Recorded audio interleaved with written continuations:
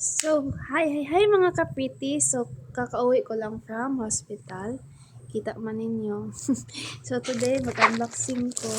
1, 2, 3. Dapat upat din siya kabuo. Kanaan siya ilanchaw. Kaya gusto ko matry. Kaya trending na gusto niya. Kaya matakam na kung ayaw. So, nagpalit po ko. But, giablihan na sa kumanghod. So, kininalasang to lang. Let's unbox! So, first is, saan eh? Sunscreen. So, maghimo ko another review ani kung saan ko ani nga sunscreen. Freebie ni siya. Shala, na ipa-freebie. And Dr. Lance sunscreen. So, maghimo ko og separate video ani. Di ko kalito kog S.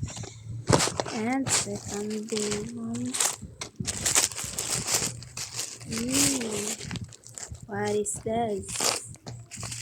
What is this, darling? Kung saan na yun, napakoy parcel mo abot. Kung saan na order. Palette! Mixing palette. Gamit kayo na ko na siya basta na yung mga client. And spatula. So, if gusto mo ignan ako ninyo kay magkuhan ko og link. So, duha na siya kabuok at around 47 plus na ako na siya napalit sa Orange app. 47 pesos kaya naka-VIP man ako ang account. So, walay shipping fee. 47 pesos with spatula and mixing palette. So, yes. Maghimo po kong separate video about ato si Ranchow kung magustuhan man ako siya or depende magud na laylay magud ang lasa, diba? So, kini is makeup brush. So, order ko rin. Ito man tama. Okay.